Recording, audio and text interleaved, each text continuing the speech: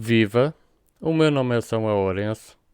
Este é o quinto vídeo que integra a série que serve de preparação para o exame de acesso à licença de amador de categoria 1 da ANACOM.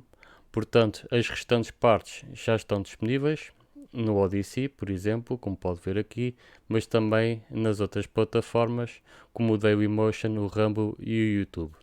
Portanto, em cada vídeo existem links na descrição para as restantes partes. Portanto, isto é verdade para todos os vídeos desta série, como pode ver.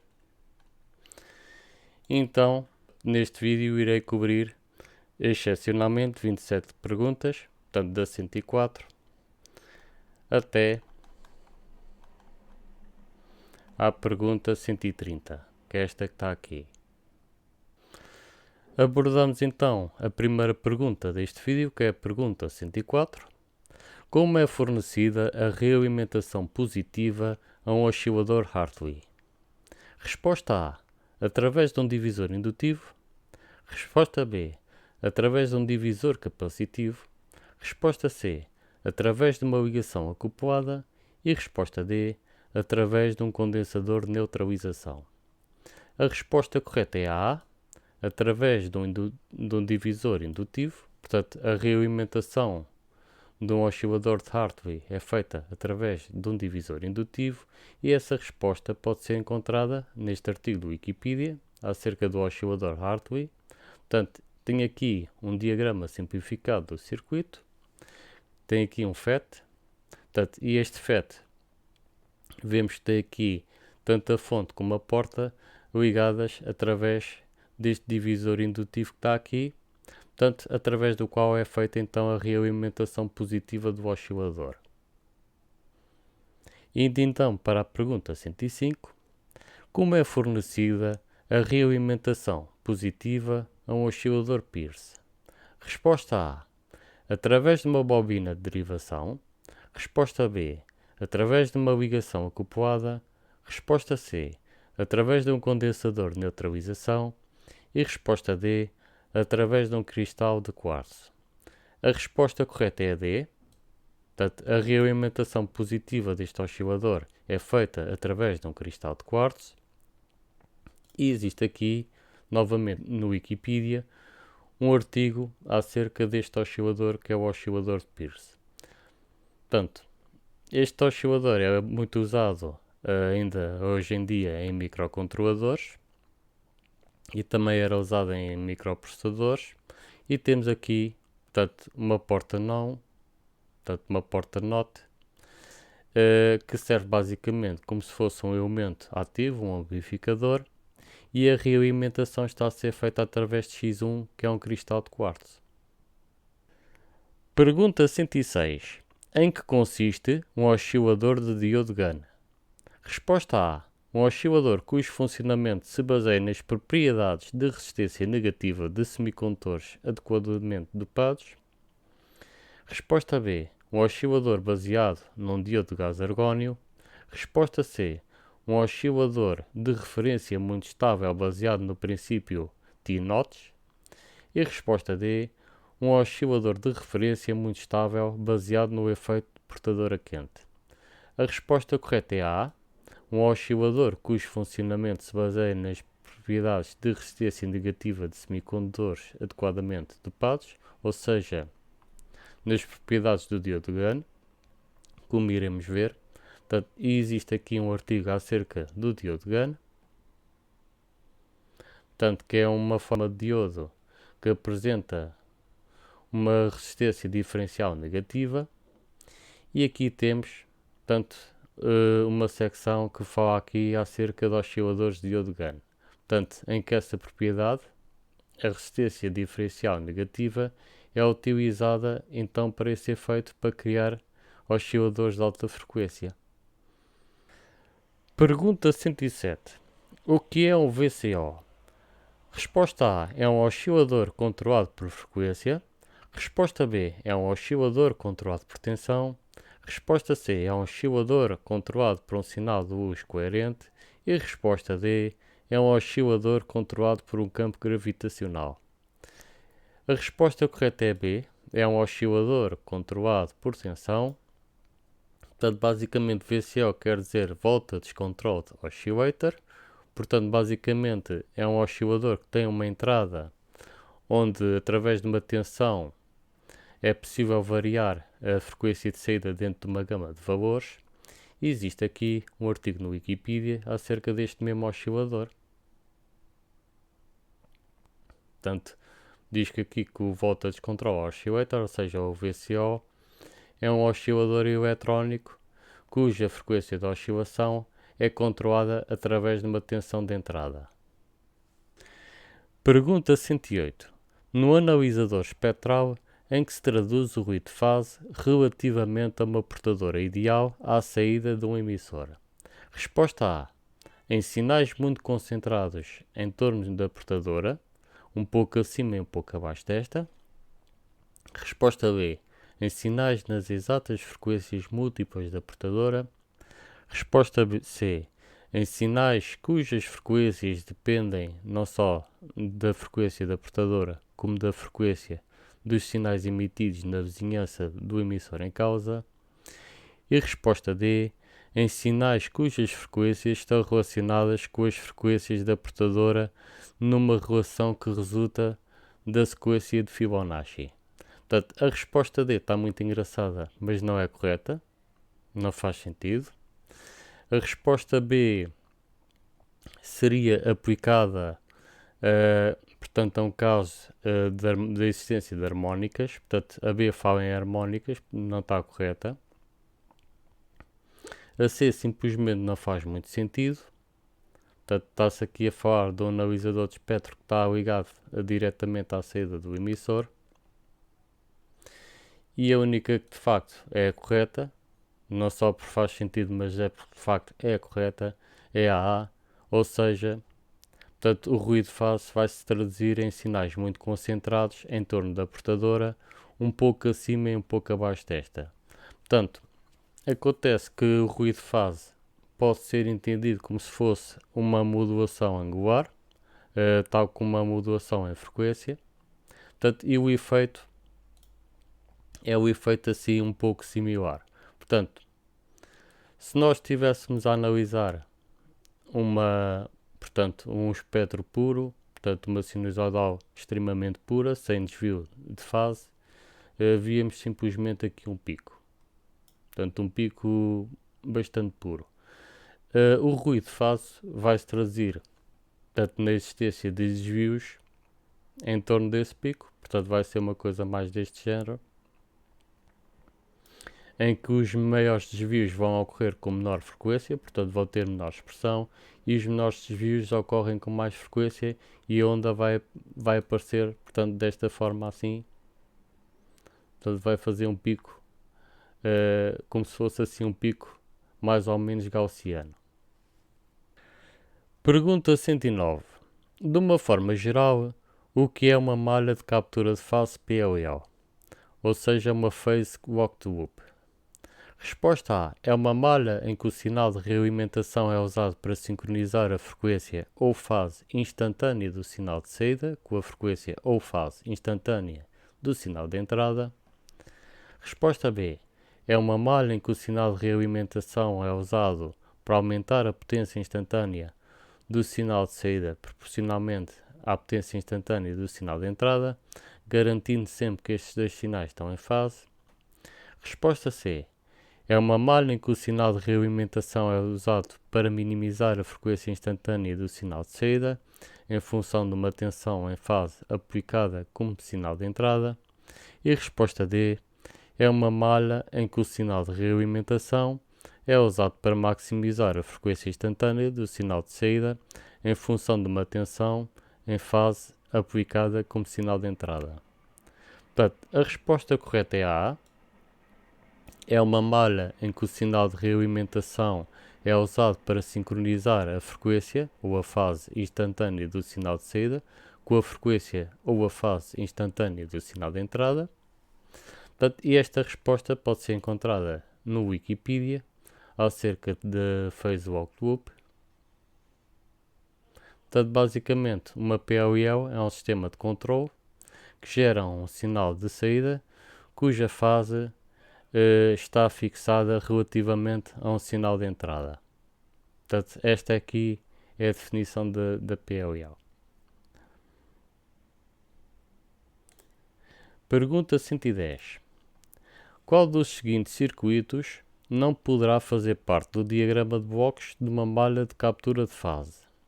Resposta A, VCO. Resposta B, detector de envolvente. Resposta C, comparador de fase. E resposta D, filtro passa-baixo. A resposta correta é B, o detector de envolvente. Portanto, o detector de envolvente não faz parte do diagrama de blocos da malha de captura de fase.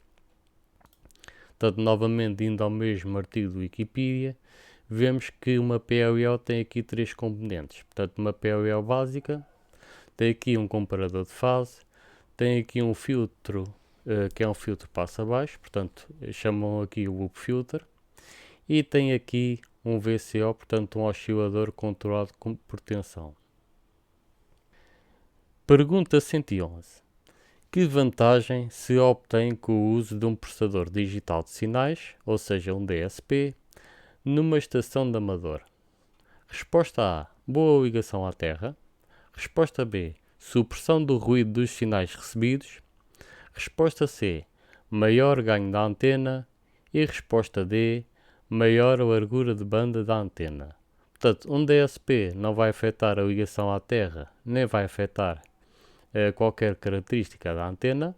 Portanto, a única que está correta é a B. E, de facto, um DSP vai possibilitar a supressão de ruídos dos sinais recebidos, porque vai, portanto, entre outras coisas, apresentar a possibilidade de ter filtros com uma resposta bastante mais precisa. Portanto, é possível extrair melhor o sinal a receber do ruído circundante. Pergunta 112. No processamento digital de sinais, são muitas vezes utilizados filtros que se designam por FIR. O que representa esta sigla? A. Filter Infinite Radio. B. Forward Impulse Radio. C. Filter of Impulse Response. E D. Finite Impulse Response. A resposta correta é a D. Finite Impulse Response. E existe aqui um artigo no Wikipedia que fala sobre este tipo de filtros. São filtros de resposta de impulso finita, traduzindo, portanto, e contrastam com os filtros de resposta de impulso infinita, que também são mencionados neste artigo. Pergunta 113. No processamento digital de sinais, são muitas vezes utilizados filtros que se designam por IIR. O que representa esta sigla? Resposta A, Infinite Input Radio. Resposta B, Infinite Impulse Radio. Resposta C, Infinite Impulse Response. E resposta D, Input Impulse Response. A resposta correta é a C, Infinite Impulse Response, portanto, contrasta então com os filtros FIR. Portanto, indo aqui ao artigo anterior, através deste link, é possível ver então o que é que são os filtros de IR. Pergunta 114. De uma forma simplificada, poderemos dizer que o resultado da transformada de Fourier A é a representação no domínio da frequência SDF de um sinal cuja representação no domínio do tempo é S de t. B é a representação no domínio do tempo S de t de um sinal cuja representação no domínio da frequência é S de f. C é a representação no domínio espaço-temporal S de x, y, z e t de um sinal cuja representação no domínio da frequência é S de f. E D é a representação no domínio complexo S de i de um sinal cuja representação no domínio real é S de r. Portanto, a C e a D não fazem sentido, podem ser excluídas. A B também não está correta porque é o oposto de uma transformada de Fourier. Uma transformada de Fourier é simplesmente a operação que permite representar um sinal no domínio da frequência a partir de uma representação do mesmo sinal no domínio do tempo. Portanto, a resposta A é aquela que está correta. Existe aqui este artigo do Wikipedia que fala acerca da transformada de Fourier. E curiosamente este artigo tem aqui uma representação gráfica, portanto tem aqui uma onda quadrada, não é perfeitamente quadrada porque as harmónicas de ordem mais alta não estão aqui representadas. Essa onda é decomposta nas suas harmónicas, portanto nos seus componentes harmónicos, e é possível extrair desta forma a representação no domínio da frequência. Portanto, a transformada de Fourier permite então extrair um sinal representando o mesmo no domínio da frequência a partir de um sinal que está representado no domínio do tempo. Pergunta 115. A transformada de Fourier de um sinal periódico A. É um sinal semelhante a ruído branco gaussiano. B. É composto por ondas quadradas sobrepostas. C. É composto por impulsos nas frequências harmónicas do sinal. E D. É por uma onda sinusoidal cuja frequência é inversamente proporcional ao maior período do sinal transformado. A resposta correta é C. É composto por impulso nas frequências harmónicas do sinal. Portanto, isto é verdade para qualquer sinal periódico, seja uma onda quadrada, uma onda triangular ou simplesmente uma onda sinusoidal pura. No caso de uma onda sinusoidal pura, só vai existir um pico correspondente à primeira harmónica, que incidentemente será a frequência fundamental. No caso das restantes tipos de ondas, haverá harmónicas pelo menos de ordem ímpar, tanto presentes, como aliás vimos anteriormente. Portanto, aqui nesta representação é possível ver então os picos correspondentes às harmónicas de ordem ímpar. No caso esta onda quadrada que está aqui,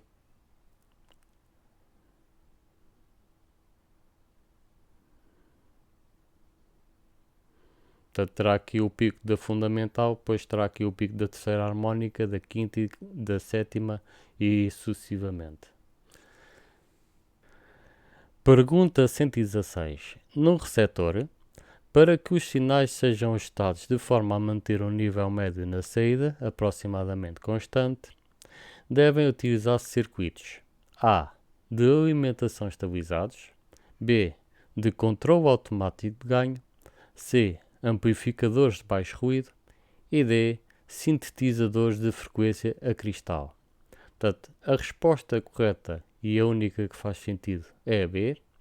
Portanto, utilizam-se circuitos de controle automático de ganho para manter o nível médio na saída mais ou menos constante. Pergunta 117. Que tipo de circuito é apresentado na figura? Portanto, no circuito A é um amplificador operacional, R1 e R2 são resistências e D1 e D2 são diodos. A. PLL, B. VCO, C. Limitador e D. Fonte de alimentação. Portanto, a resposta correta é o C, o imitador. Portanto, isto não é o circuito de uma fonte de alimentação, nem será o circuito de uma PLL, porque não tem aqui os componentes necessários para fazer isso. Uma PLL utiliza componentes completamente diferentes e também não será um VCO, muito menos, portanto, visto isto nem sequer é um oscilador, portanto, num oscilador a realimentação é positiva, aqui a realimentação é negativa, porque está a ser feita através da entrada inversora do amplificador operacional. Portanto, pelo simples facto, isto nem sequer é um oscilador, quanto mais um VCO. Portanto, isto será com efeito um limitador. Portanto, esta montagem é muito semelhante a uma montagem inversora, uma montagem de amplificador inversor, em que o ganho normalmente seria editado por R2 e R1. mas com uma nuance de ter aqui estes dois diodos, portanto que com o efeito vão diminuir o ganho quando a tensão de entrada atinge um determinado patamar. Portanto, como é que isto acontece? Estes diodos, nessa situação, começam a conduzir e o ganho vai então diminuir. Portanto, com efeito, isto é um imitador. Pergunta 118. Como é que uma medida de 20 decibéis acima de S9, lida no medidor S, se compara a um sinal S9 assumindo uma calibração apropriada do medidor S? Resposta A. É 10 vezes mais fraco. Resposta B. É 20 vezes mais fraco. Resposta C. É 20 vezes mais forte. E resposta D. É 100 vezes mais forte. A resposta D é aquela que está correta. Portanto, um sinal S9 mais 20 é 100 vezes mais forte que um sinal S9. Portanto, S9 mais 20 significa que o sinal tem uma potência 20 decibéis acima de um sinal típico de S9. E, basicamente, portanto, para comparar aqui duas potências, portanto, o ΔP em decibéis é dado por 10 vezes o logaritmo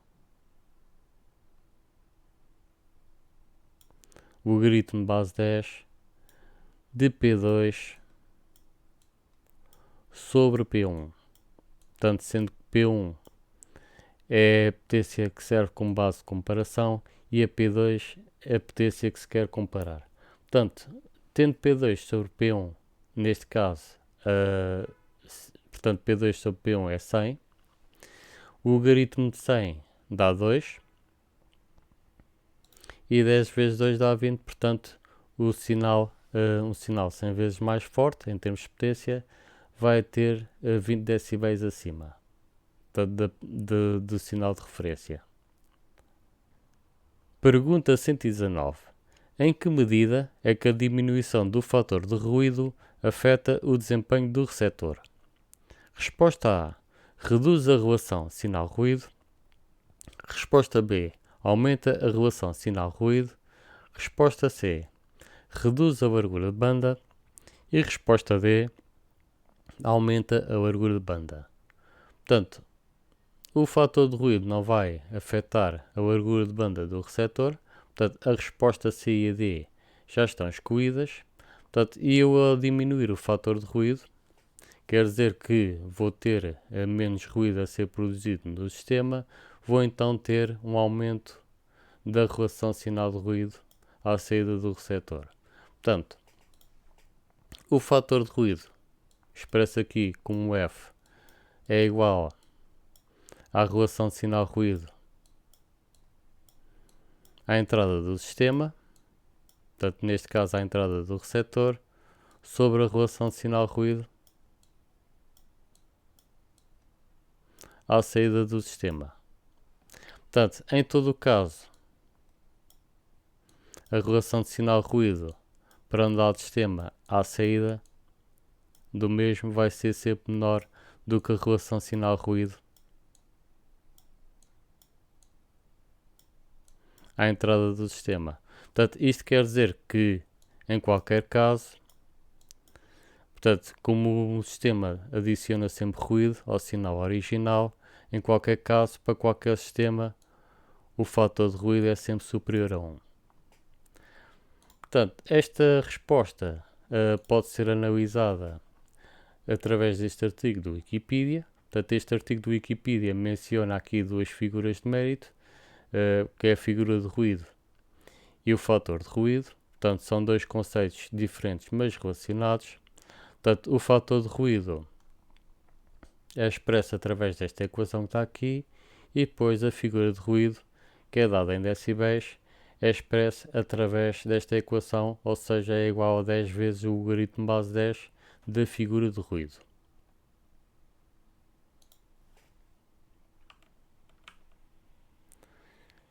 Indo então aqui à pergunta 120, como poderá ser definido, de forma simplificada, o conceito de seletividade de um receptor? Resposta A. É a capacidade que o receptor tem de rejeitar sinais em frequências muito próximas da largura de banda necessária do sinal útil. Resposta B. É a capacidade que o receptor tem de desmodular sinais muito fracos. Resposta C. É a capacidade que um receptor tem de desmodular sinais utilizando técnicas de modulação digital. E resposta D. É a capacidade que um receptor tem de rejeitar o ruído da fonte de alimentação do próprio receptor. Portanto, a resposta correta é A. É a capacidade que um receptor tem de rejeitar sinais em frequências muito próximas da largura de banda necessária do sinal útil, ou seja, quanto mais receptivo for o meu receptor, maior é a capacidade deste em rejeitar sinais adjacentes. Basicamente é o que isto quer dizer. Pergunta 121. Qual a relação entre o fator de ruído e a figura de ruído? Resposta A. A figura de ruído é o fator de ruído expresso em decibéis. Resposta B. A figura de ruído é o fator de ruído multiplicado pela relação sinal-ruído à entrada do receptor. Resposta C. A figura de ruído é o fator de ruído multiplicado pela relação sinal-ruído à saída do receptor. E resposta D. A figura de ruído é o fator de ruído expresso em Hz. A resposta correta é A, como aliás vimos anteriormente. Portanto, a figura de ruído,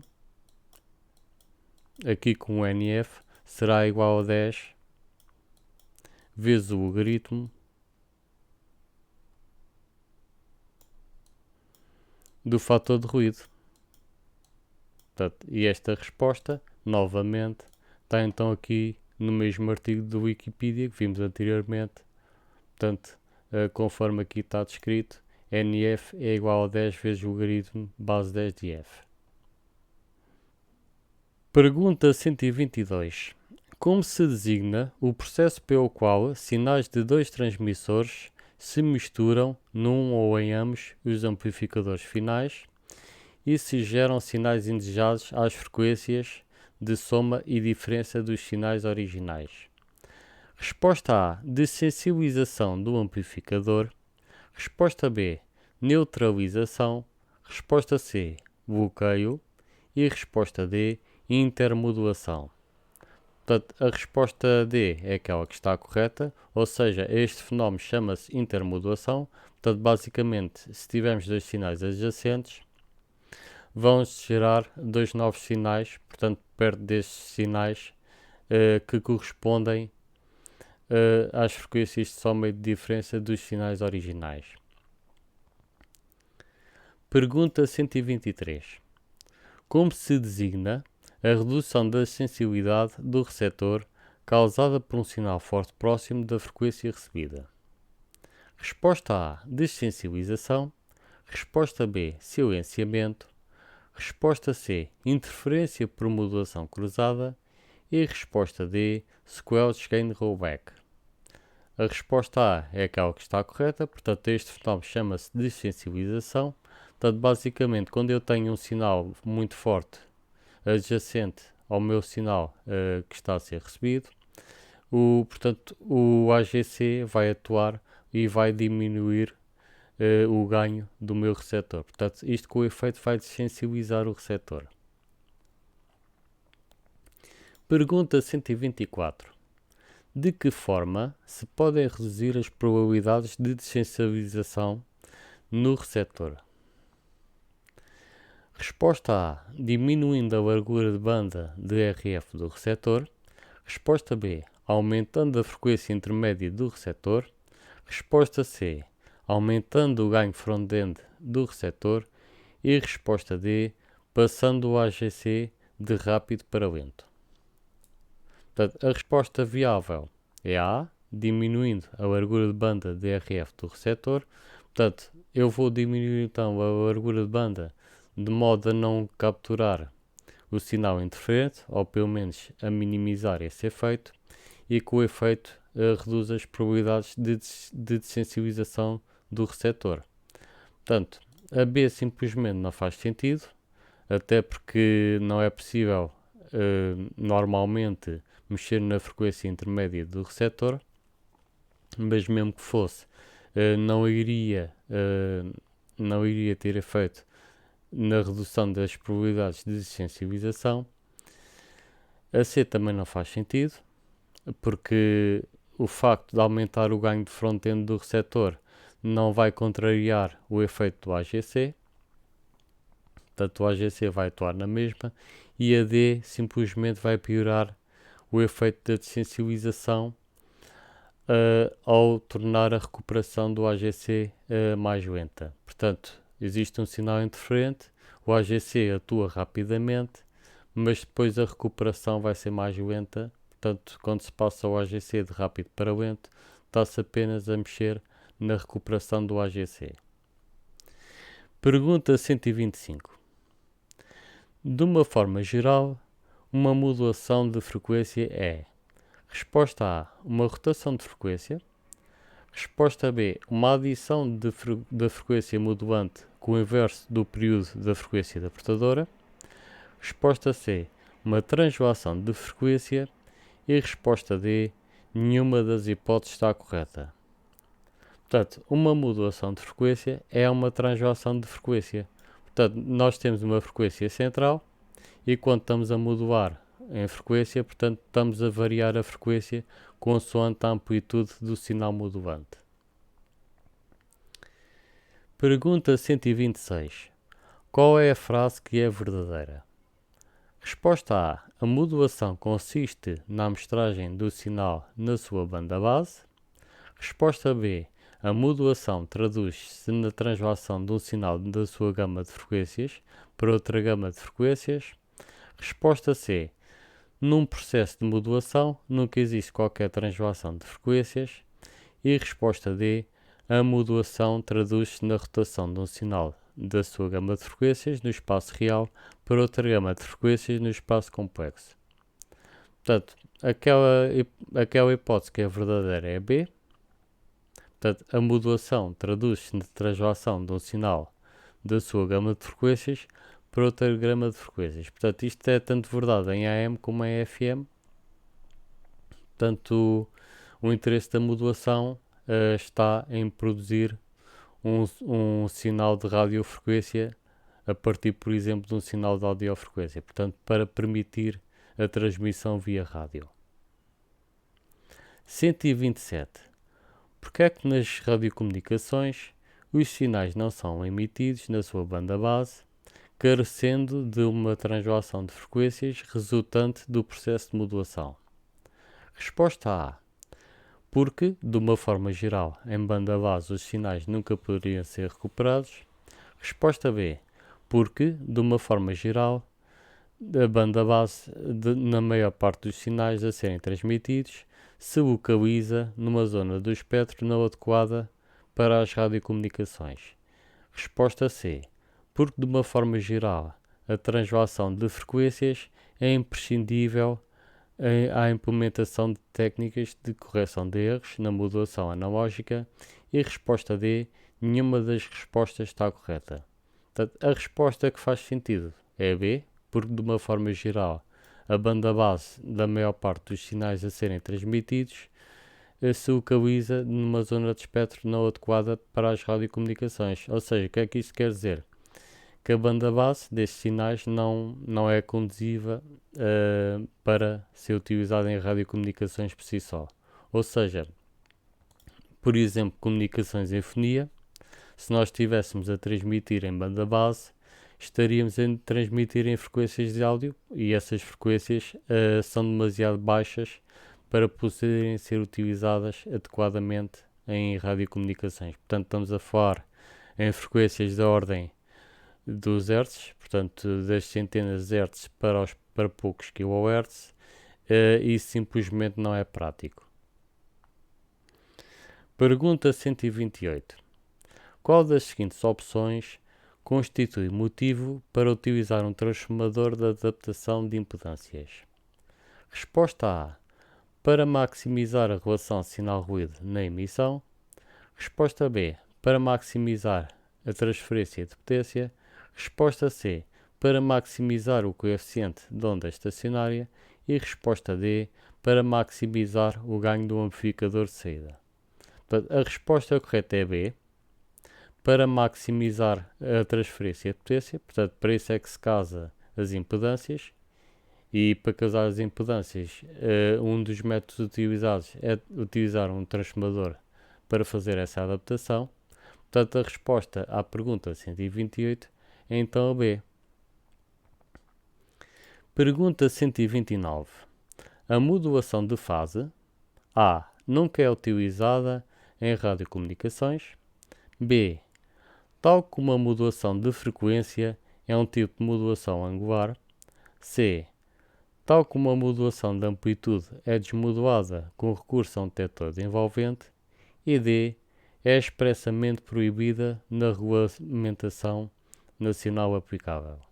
Portanto, a resposta correta é B. A modulação de fase, tal como a modulação de frequência, é um tipo de modulação angular. É utilizada em radiocomunicações, por exemplo, PSK.